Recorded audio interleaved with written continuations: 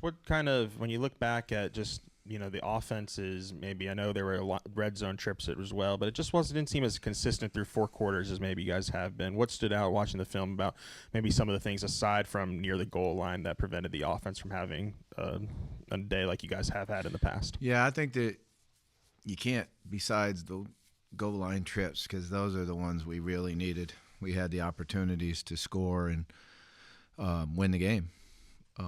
But the other things were the negative plays, the penalty, getting us, more times behind the chains than you want to be. And it's hard to get back to 2nd and 14. And I think we had a 3rd and 17. We actually even converted a first down when we had a 3rd and extra long and then went for it on 4th.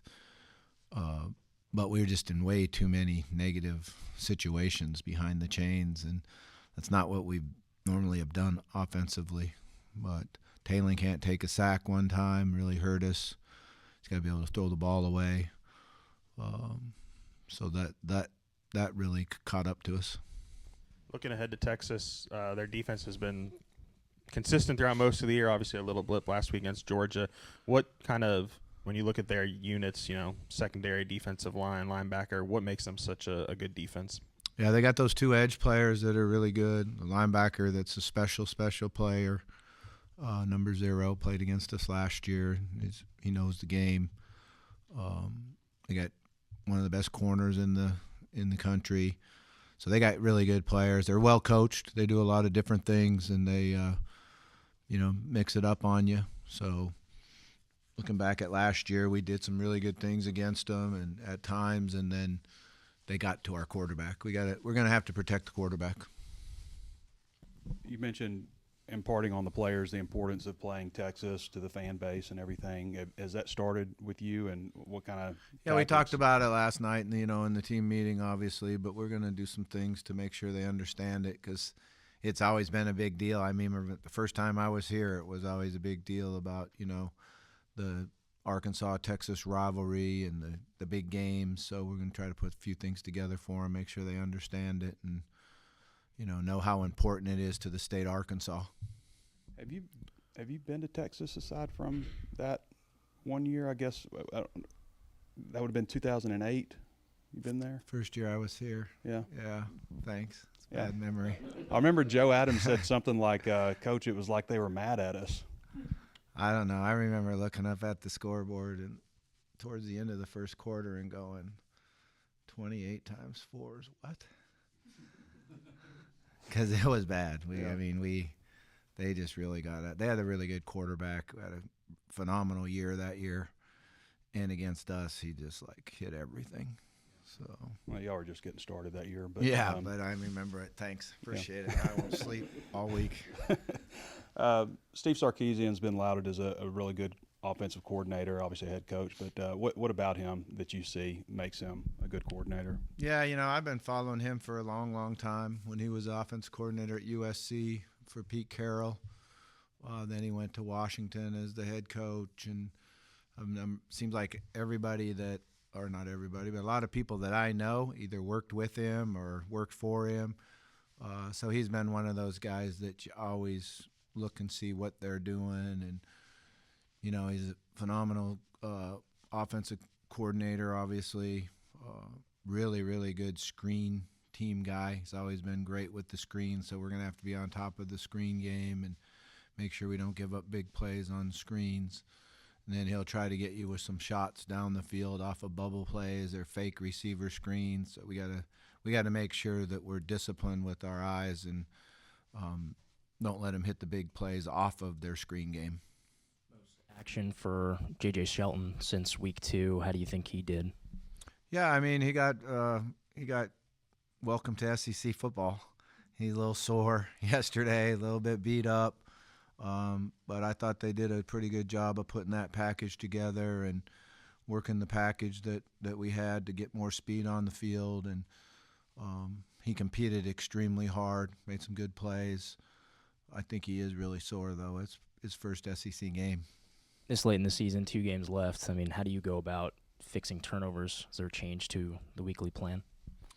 Yeah, you have to take care of the ball. We had situations where You know, we blew one play, worked that play all the time. Mike does it all. He's done it all year long, and somehow he thought he was taking a handoff, and it's a flip. It's not a handoff. And then, you know, and the one that's really disappointing to me on Talon is the naked. When you come out and the tight end's number one in the progression and he's wide open and we didn't throw him the ball. I'm not sure why. That's something that cannot happen, you know.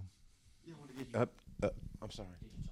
About that play. Yeah, we talked to him about everything. So A couple of injuries. Charlie Collins, but Braylon Russell didn't play. Status of both.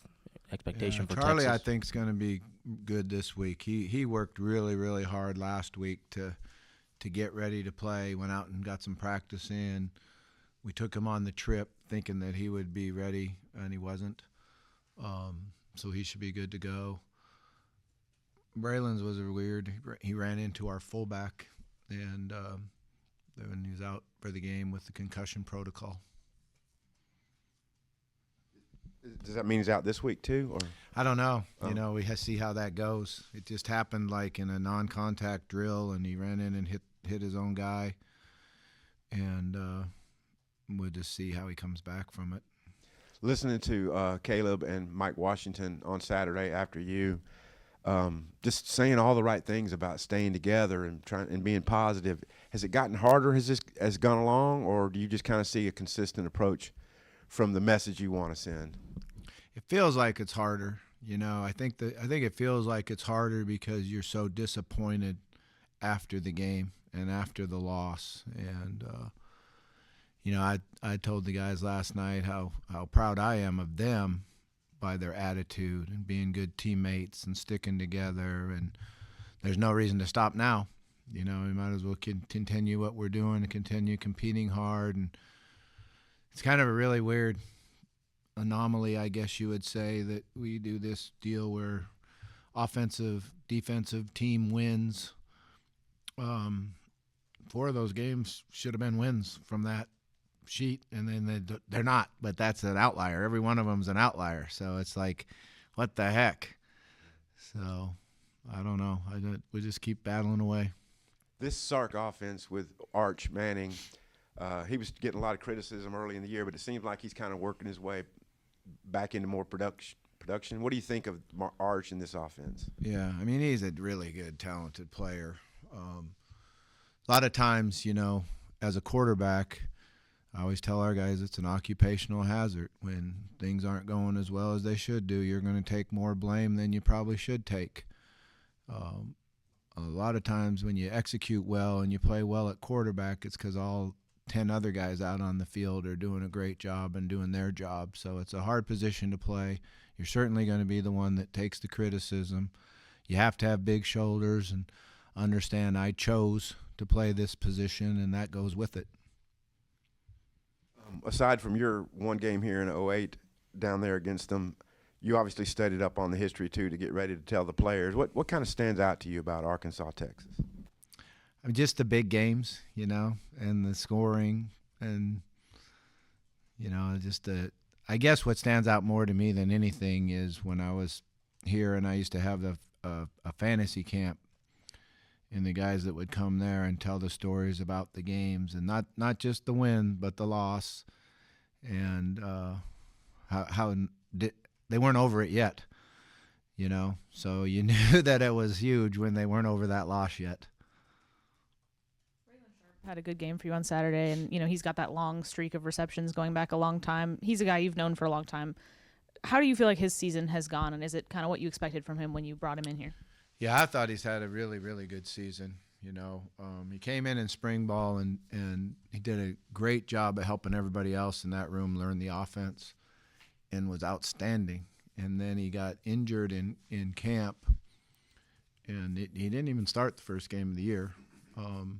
But then he ended up keep getting going and starting, and he's really smart. He's extremely quick, changes directions real well, and he's done a nice job of running after the catch. You know, the play he made on that long third down to get extra yards after the catch is what allowed us to go for it on fourth down. So I think he's played really well for us, and he's a really good kid to be around. He's very, very mature and has had his life in line, knew what he was going to do like 5 years ago. He's pretty amazing.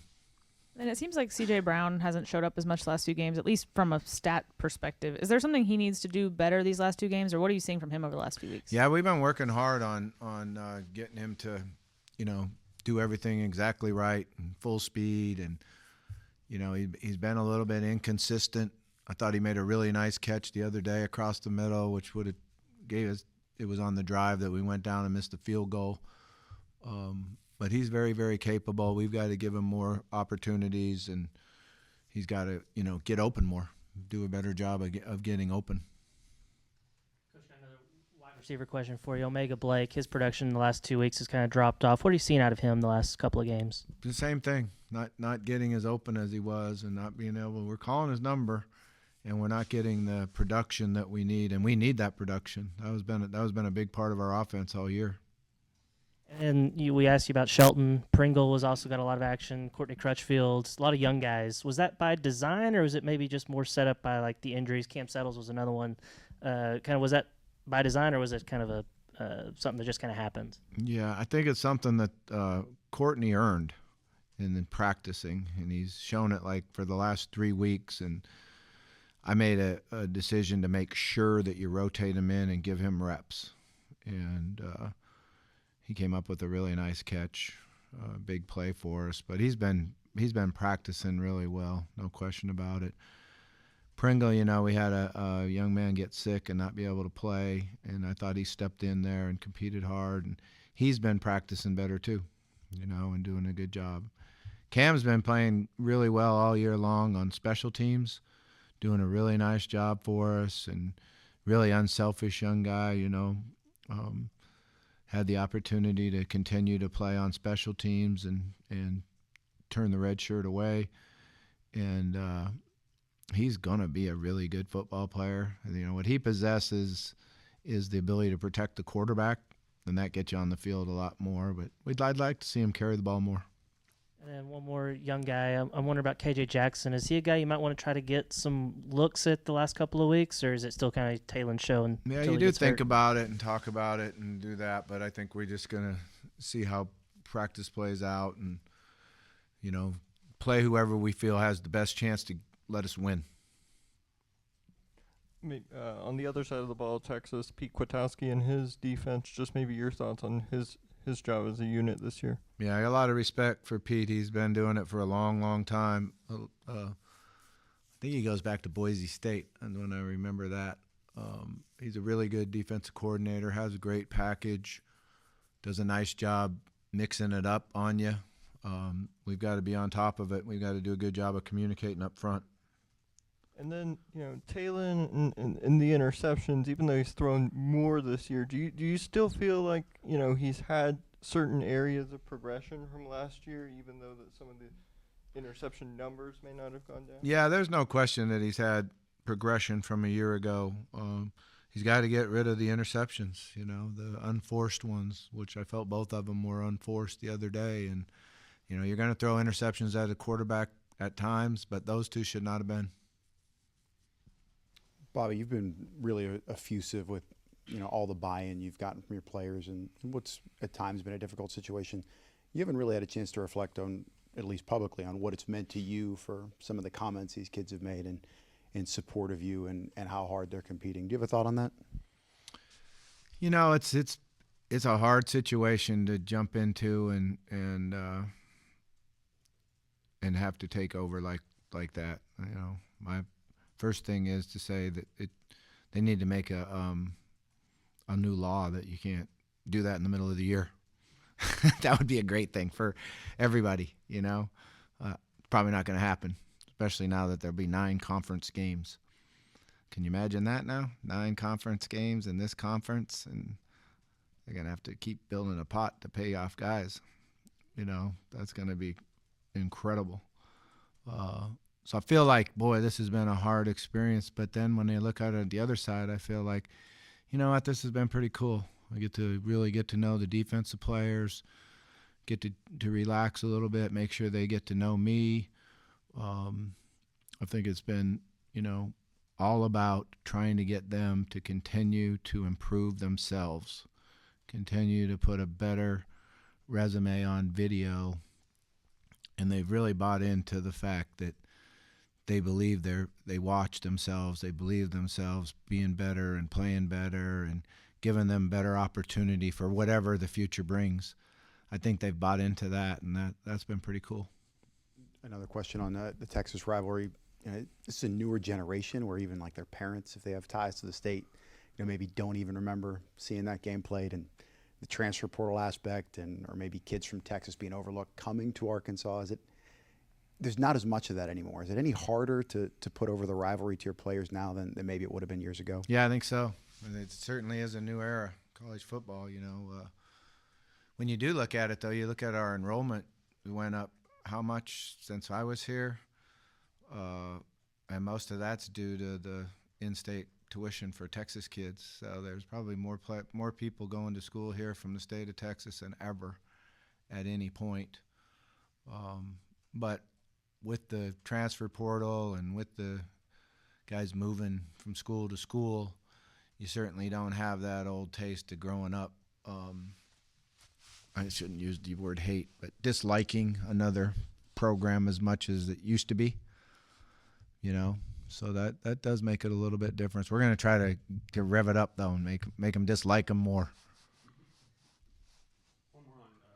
J.J. Shelton, if I remember correctly, in the fall, he did most of his reps at safety or hog, but was playing linebacker. I know it was a pass coverage situation, but do you think that debate about maybe what his future position is still up, or is he more settled in at linebacker maybe moving forward? No, he's not a linebacker. That's a dime package, so he's in there playing that spot in just that dime package where you take a hog, which used to be called nickel. Now everyone wants to call him their nickname.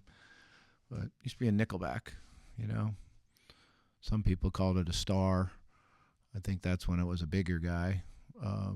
We at one time called it, what did we call it? Cinco. Cinco was for the greatest player that ever lived, Jericho Nelson. Man, did he know how to play Cinco. But yeah, that's his position more than a linebacker.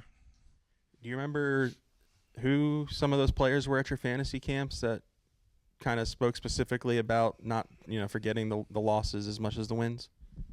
I do remember who they are, but I'm not going to bring them up. I still like those guys a lot. So they're still hurting, and I understand it. Did the tape show whether or not Wooden or Simmons got that pump block? Both of them, you know? Yeah, it looked like Wyatt got it, and then Wooten picked it up and scored. But they were both there, so it's hard to tell if it hit both their arms or didn't. You referenced Malik Muhammad, the Texas corner. So last week, Monsieur Delane came in with some hype, but y'all kind of went on him, and he made a bunch of plays. I mean, do y'all take that into consideration? Do we want to attack this guy or not attack a guy? Yeah, you do. Yeah, you have to understand who's where and how good they are. No question. Coach, appreciate you. All right, thanks, guys.